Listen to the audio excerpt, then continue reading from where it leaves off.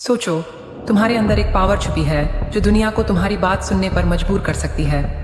एक simple sentence भी अगर तुम बोलो तो सब ध्यान से सुनेंगे, तुम्हारी बात मानने पर मजबूर हो जाएंगे। बॉस को अपनी बात मनवाना, एकदम एफर्टलेस, दोस्तन को अपने तरीके से समझाना, कोई टेंशन नहीं, एक अनजान इंसान को अपनी वाइब से अट्रैक्ट करना, सबसे इजी। मगर रुको, ये कोई मैजिक नहीं है। ये साइकोलॉजी का एक ऐसा राज है जो सिर्फ समझने वाले लोग पहचान पाते हैं। एक बार समझ लिया तो दुनिया को देखने का नजरिया बदल जाएगा। पर एक वार्निंग है, ये सिर्फ नॉलेज के लिए है, इसका मिसयूज मत करना। तो क्या तुम इस गेम के लिए रेडी हो? क्योंकि एक बार इस दुनिया में कदम रखा तो वापस लौटना मुश्किल होगा। तो अब गेम शुरू करते हैं। Trick 1, gaslighting. ऐसा लगा है कि तुमने सब कुछ सही किया, फिर भी सामने वाला तुम्हें ही दोष दे रहा है। यहाँ है असली सीक्रेट। गैसलाइटर कभी सीधा अटैक नहीं करता, वो तुम्हारे अंदर कंफ्यूजन भरता है। तुम कहते हो तुमने ऐसा बोला था, वो मुस्कुरा कर कहता है मैंने कब कहा, तुम्हें याद नहीं ठीक से। अब तुम सोचने लगते हो शायद सच में मेरी गलती है, और यहीं से तुम्हारी रियलिटी उसके कंट्रोल में आनी शुरू हो जाती है। गैसलाइटिंग एक ऐसा माइंड गेम है जिसमें तुम्हारा हर इमोशन, हर मेमोरी एक सवाल बन जाती है।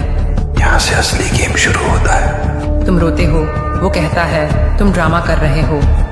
तुम सवाल करते हो, वो कहता है तुम इनसिक्योर हो। तुम विथड्रॉ करते हो, वो कहता है तुम टॉक्सिक हो। रियलिटी को ट्विस्ट करके वो तुम्हारे भरोसे को तोड़ता है, ताकि जब अगली बार वो गलत हो तो तुम खुद से माफी मांगो। अब तुम खुद से डरने लगते हो कि कहीं मैं ओवर रिएक्ट तो नहीं कर रहा। लेकिन असली सवाल ये है तुम सच में गलत हो या कोई तुम्हारा सच ही बदल रहा है। लेकिन रुको, अगले ट्रिक से तुम किसी का भी माइंड कंट्रोल कर सकते हो। Trick 2, choice restriction. जब इंसान को लगता है कि वो चूज कर रहा है, वहीं से मैनिपुलेशन शुरू हो चुकी होती है। यहाँ है असली सीक्रेट। माइंड कंट्रोल का सबसे खतरनाक तरीका होता है ऑप्शंस देना, लेकिन सिर्फ उन्हीं में जो तुमने तय किए हों। तुम सोचते हो तुम्हें आजादी मिल रही है, पर असल में तुम्हारा माइंड एक केज के अंदर दौड़ रहा होता है। यहाँ से असली गेम शुरू होता है। मान लो तुम किसी से पूछो तुम जल्दी मिलना चाहोगे या वीकेंड पर। अब उसने खुद नहीं पूछा कि मिलना है या नहीं, तुमने डिसीजन ऑलरेडी बना दिया। उसके पास बस वक्त चुनने का इल्यूजन है। यही साइकोलॉजी सबसे ज्यादा रिलेशनशिप्स में चलती है। तुम पूछते हो मुझे मिस किया थोड़ा या बहुत। अब वो ये सोच भी नहीं पा रही कि शायद उसने मिस ही नहीं किया। उसका माइंड सिर्फ दो ऑप्शंस के बीच झूल रहा है और उसे लगता है वो खुद चूज कर रही है। यही होता है स्ट्रेटेजिक कंट्रोल, जब सामने वाला फील करता है कि वो मालिक है, पर इनविजिबल स्ट्रिंग्स तुम्हारे हाथ में होती हैं। पावरफुल लोग कभी भी यस और नो नहीं पूछते, वो सिर्फ फ्रेम बनाते हैं जिसमें सामने वाला खुद को फ्री समझे। लेकिन रुको, अगले ट्रिक से तुम किसी को भी मैनिपुलेट कर सकते हो। Trick 3, chameleon manipulation। मैनिपुलेशन की सबसे डेंजरस टेक्निक वो होती है जो दिखती नहीं, और कमेलियन मैनिपुलेशन ऐसी ही है। यहाँ है असली सीक्रेट। लोग उन्हें सबसे ज्यादा ट्रस्ट करते हैं जो उनकी तरह सोचते हैं, उनके जैसे बिहेव करते हैं। अब यही है तुम्हारा वेपन। मान लो सामने वाला इमोशनल है तो तुम भी वल्नरेबल बन जाओ। अगर वो फनी है तो तुम उसकी हंसी का हिस्सा बनो। अगर वो एम्बिशियस है तो तुम भी अपने गोल्स शेयर करो। तुम उसे उसकी ही रिफ्लेक्शन दिखाते हो और वो तुम्हें अपनी सोल कनेक्शन समझने लगता है। यहाँ से असली गेम शुरू होता है। अब जब तुम उसके मूड, इंटरेस्ट और वैल्यूज के हिसाब से अपने आप को मोल्ड करते हो तो वो सोचता है ये इंसान मुझे समझता है। रियलिटी, तुमने उसे डिकोड किया है और अब वो तुम्हारे कंफर्ट में एडिक्ट हो चुका है। जब कोई खुद को तुम्हारे साथ पूरी तरह अंडरस्टूड महसूस करता है, वो तुम्हें छोड़ने से डरने लगता है और वहीं से तुम्हारा कंट्रोल शुरू होता है। लेकिन रुको, अगले ट्रिक से तुम किसी भी सिचुएशन में नेगोशिएट कर सकते हो। Trick 4, manipulative negotiation। सामने वाला समझता है कि उसने नेगोशिएशन जीती, पर हकीकत में तुमने उसकी सोच को ही डिजाइन कर दिया था। यहाँ है असली सीक्रेट। लोग डिसीजन फैक्ट से नहीं, फीलिंग्स से लेते हैं, और तुम उन्हीं फीलिंग्स को मैनिपुलेट करते हो। पहला कदम, प्रिटेंड करना कि तुम डील में इंटरेस्टेड नहीं हो। ऑनेस्टली, मेरे पास कुछ और ऑप्शंस भी हैं। ये लाइन सामने वाले के अंदर फियर इंजेक्ट करती है, फियर ऑफ मिसिंग आउट। अब उसके दिमाग में अर्जेंसी पैदा होती है। फिर लाओ कॉन्ट्रास्ट इल्यूजन। पहले ऐसा ऑफर रखो जो जानबूझकर थोड़ा एग्जैजरेटेड हो, जैसे अगर आपने मुझे 50 लाख प्रति प्रोजेक्ट दिया होता तो मैं पूरे महीने आपके लिए काम करता। अब जब तुम अपना एक्चुअल ऑफर रखोगे वो उसे बैलेंस्ड और फेयर मानेगा, बिकॉज तुमने उसका फ्रेम बदल दिया। अब करो वैल्यू रिफ्रेम। देखो, मैं सबसे सस्ता नहीं हूँ, लेकिन हर बार काम लेट होने से जो नुकसान होता है वो मेरी फीस से ज्यादा कॉस्टली होता है। अब तुम प्राइस की जगह पेन सेल कर रहे हो, और पेन से लोग कभी निगोशिएट नहीं करते, वो बस उससे बचना चाहते हैं। और अब आखिरी पंच, जब सामने वाला हेजिटेट हो तब चुप रहो, क्योंकि नेगोशिएशन में साइलेंस सबसे लाउड मूव होता है। वो डिस्कम्फर्ट से बचने के लिए खुद डील को पुश करेगा। यही होती है मैनिपुलेटिव नेगोशिएशन, जहां सामने वाला सोचता है कि उसने स्मार्ट डील की, लेकिन असली मास्टरमाइंड तो तुम थे। लेकिन रुको, अगले ट्रिक से तुम किसी को भी प्रेशर फील करा सकते हो। Trick 5. Amplifying problems.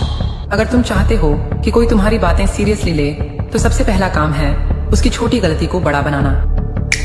यहाँ है असली सीक्रेट। लोग अक्सर छोटी छोटी बातें इग्नोर कर देते हैं, पर जो मैनिपुलेट करता है वो उन्हें एम्पलीफाई करता है। मान लो किसी ने तुम्हारे मैसेज का लेट रिप्लाई दिया। अब तुम रिएक्ट मत करो, बस कोल्ड हो जाओ इंस्टेंट।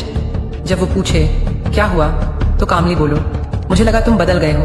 पहले तो तुम मुझे प्रायोरिटी देते थे, अब तुमने उस एक रिप्लाई डिले को ट्रस्ट इश्यू बना दिया।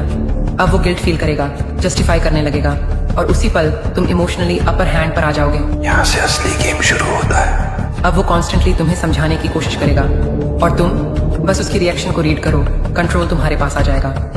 एम्प्लीफिकेशन क्रिएट्स प्रेशर, और इंसान प्रेशर में वही करता है जो तुम चाहते हो। याद रखो, फीलिंग्स को एम्पलीफाई करके ही तुम किसी के कॉन्फिडेंस को हिला सकते हो। अगले ट्रिक से तुम किसी को भी साइकोलॉजी में फंसा सकते हो। Trick 6. Reverse psychology. तुम्हें किसी को कंट्रोल नहीं करना, तुम्हें उसे ऐसा फील कराना है जैसे वो खुद कंट्रोल में है। यहाँ है असली सीक्रेट। जब तुम किसी से कहो तू नहीं करेगा तो कोई बात नहीं, उसका दिमाग बोलेगा क्यों नहीं करूं, मैं क्यों पीछे हटूं।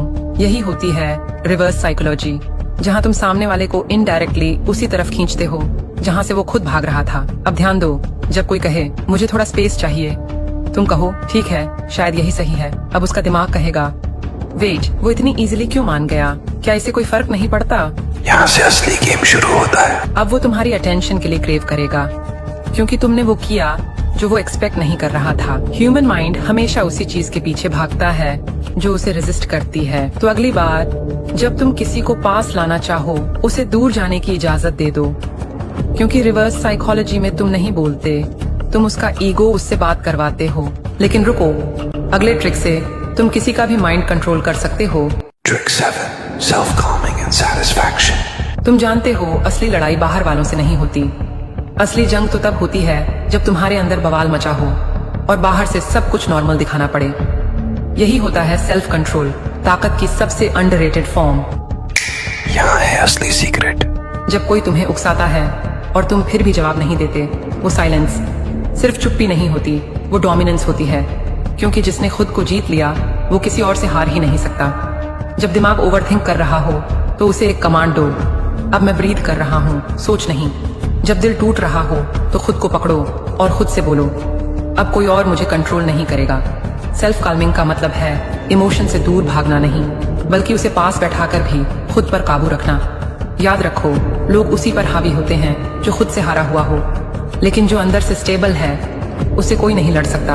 और अब ध्यान से सुनो, हो सकता है हमारी मुलाकात फिर ना हो। ज्वाइन करो ब्लैक माइंड, सीखो खेल के पीछे के खेल को।